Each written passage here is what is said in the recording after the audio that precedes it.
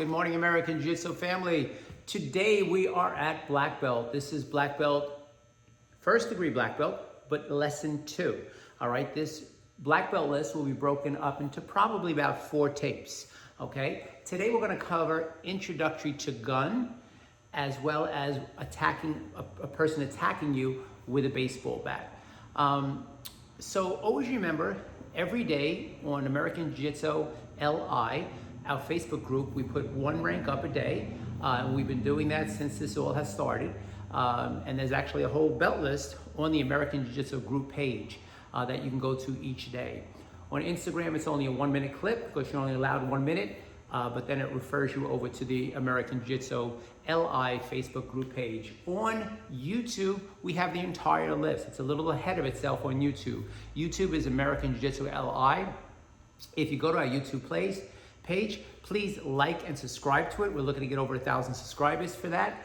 And also every day we do Zoom classes. To get the Zoom codes, go to ajjcenters.com and they'll have the codes there, and you'll need a password. Either refer to another American Jiu-Jitsu student who might have that code or the password. If you don't or not able to do that, you can reach out to myself through my email, OSENSEIJoe@gmail.com.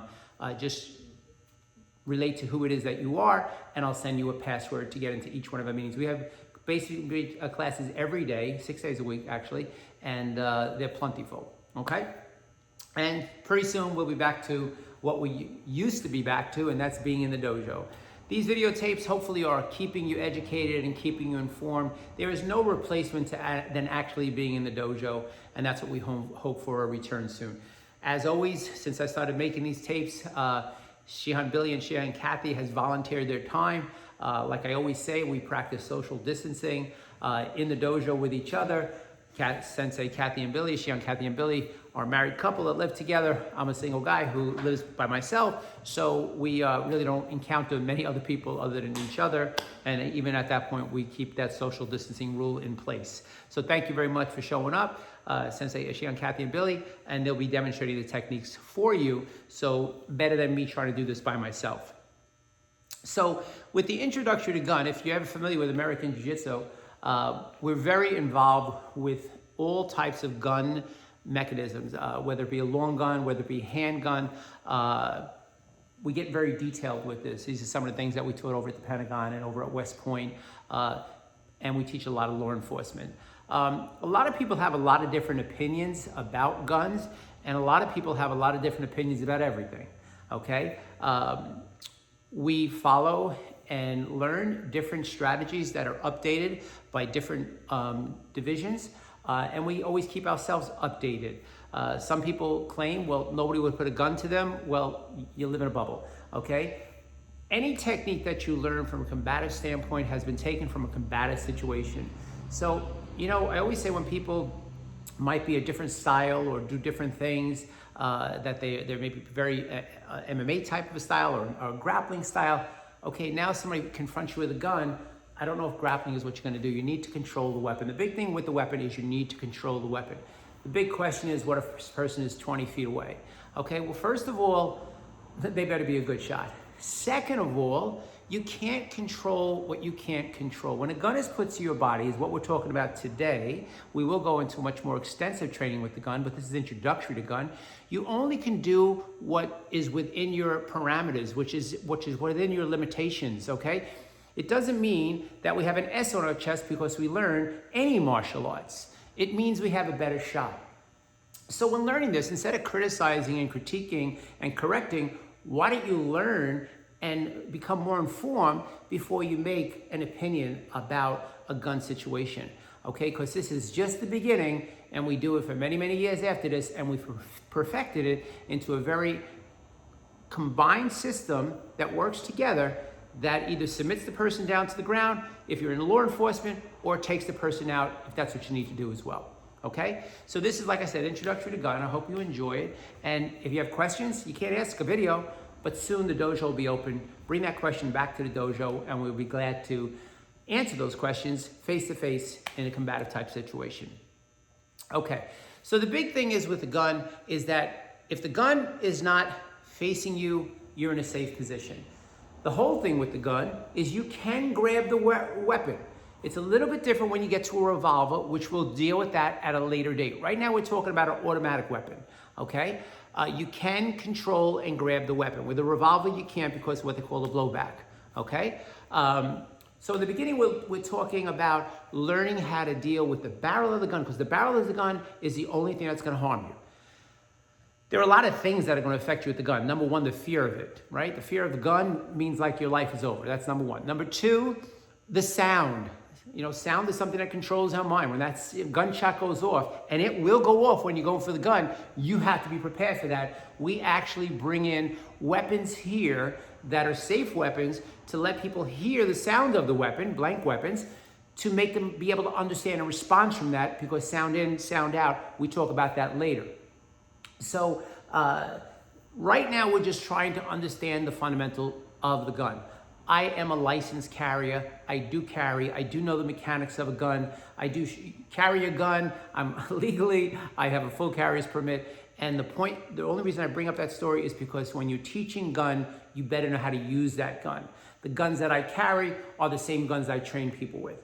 Okay, so these gun techniques are not coming from concepts I learned 20 years ago. They're coming from my evolving in the martial arts and dealing with a lot of law enforcement who have aided us and assisted us with these gun techniques, as well as the military.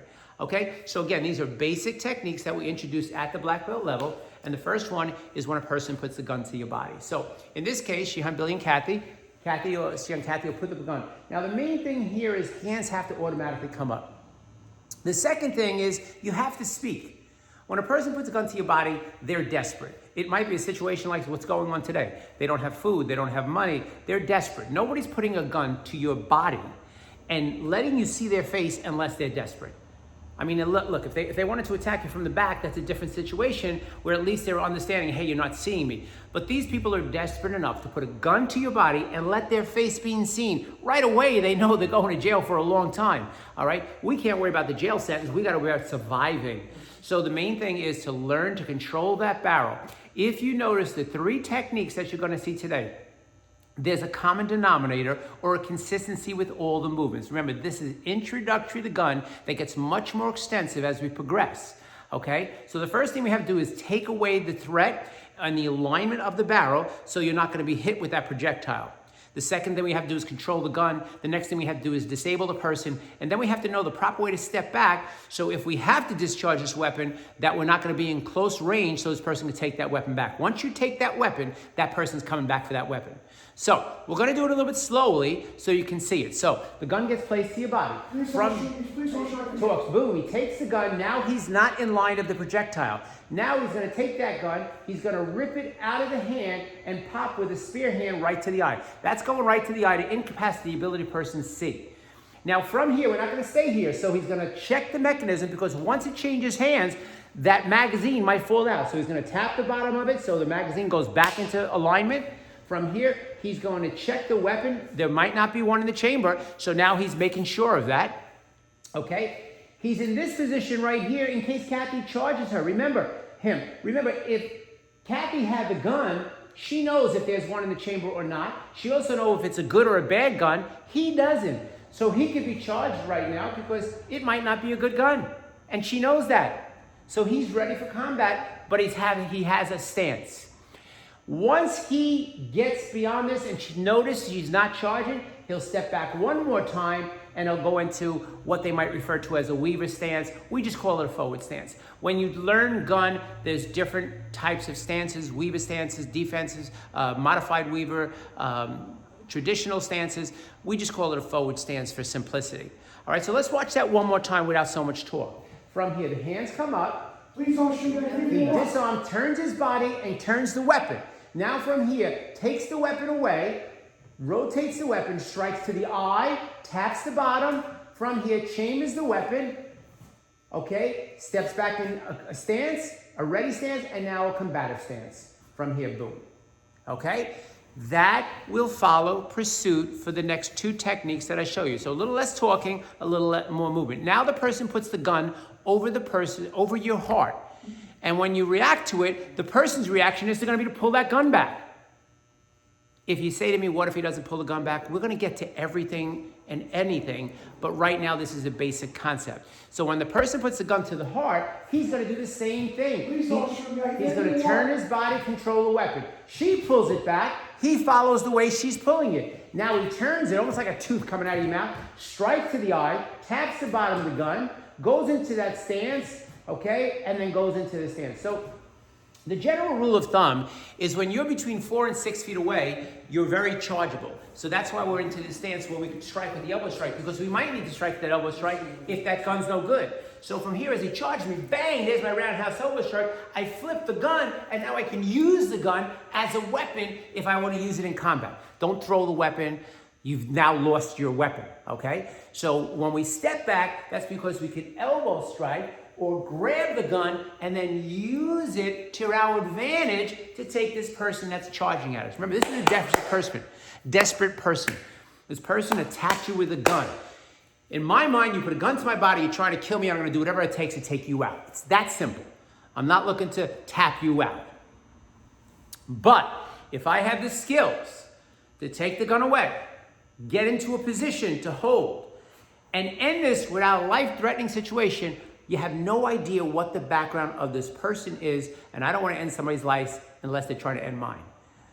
So I'm ready to, but I don't have to unless I do. And we're ready for it all. Okay, so the first one, he was holding the gun, and we took it away from that alignment. The second one, he pulled the gun back to his left shoulder. This one, he's gonna rip the gun back, and we follow it. Once the alignment of the projectile is not in your alignment, now you have a little bit more time to figure out what this person's doing. And we like to go with what this person's doing and take advantage of what it is that they're doing. So in this case, from here, he does the same thing. Turns his body, she pulls it back, he takes it right out, a strike to the eye, tap to the bottom of the gun, chambers the gun. Right there, his stance. Now he goes back about 6 to 8 feet away, and now he's in more of that forward stance movement. So let's look at these 3 movements now without explanation. The first one, you're just going to rip it back. Bang, taps it, racks it, stance, stance. Second one, the person rips it to their left shoulder. Boom, twist it, bang, taps it, racks it, holds it, and boom. And then the last one, the person goes to rip it back. Please, I can do whatever you want. Boom. Okay, that's your gun technique. That's your introductory to the gun technique.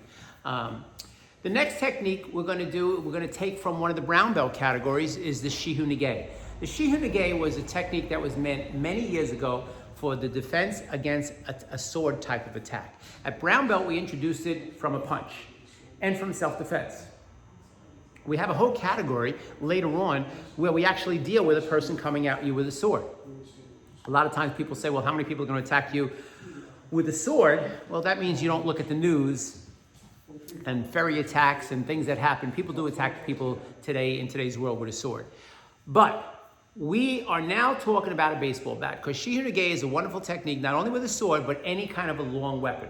So this person is going to be coming at us with a baseball bat type of a swing, and we're going to start to use that technique that we learned at Brown 2 at the black belt level, because number one, we get to use the Shihu Nage in a very functional way, and number two, the question of what if the guy has a baseball bat now gets answered. So this is a technique you've already learned, but now applying it to a weapon that's appropriate for that technique. So a lot of the things that you saw here, I've already talked about in Brown 2, okay? So as the person comes at him, boom, he turns, he does the Shihu Nage, he continues, takes it right down, and takes control of the weapon. Kathy's instructed to let go of that weapon because this person in the street might not, and they'll get dumped right on the back of their neck and spine. I don't care about that if you're coming at my head with a baseball bat, but here I do care about it. So when you uke appropriately with each other, you need to let go of that bat. All right? Number 2, he does Tazabaki from here. Now he's going to do something a little bit different. He can go to the outside, but he's going to go to the inside. and throw. So with Shihu Nage, there's two variables. One, they call Shihu Arimi, where you work to the outside, and Shihu Tanket, when you work to the inside. I just show it in a variation type of way to show you both expertise, but either one can be used on either one, depending on situation and environment of possibly another attacker. Number 3 is just like number 1. From here, goes to the outside, comes around, and bang. Number 4 is just like number 2. He goes to the inside now. Well, he goes to the outside, but then he enters in, boom, and throws. And last one, number 5, he's gonna come in sharp with his Tazabaki, go to the inside, and he's gonna just like 1 and 3, right? From here, boom, and he has the choice of going to the inside or outside with all of them. All right. So this tape consists of the introductory to the gun and defense against a baseball bat. Black belt approximately will have about 4 tapes that will make up Shodan Black Belt. Like I said, we've been going through this for quite a while now, and I think the end is in sight. Some states are already starting to open up. The main thing now is not to get sloppy and not to get careless. You still gotta stay home, you still gotta stay safe, you still gotta stay healthy, okay? When the new chapter opens up, we're gonna have new things in place to make sure that your health always comes first, okay? The world's gonna be a little bit cleaner, I think, okay? So remember, American Jiu-Jitsu LI Facebook page, American Jiu-Jitsu LI YouTube page, ajjcenters.com will give you all our Zoom codes and Zoom classes. I hope you have a wonderful day. I hope you stay home healthy and safe.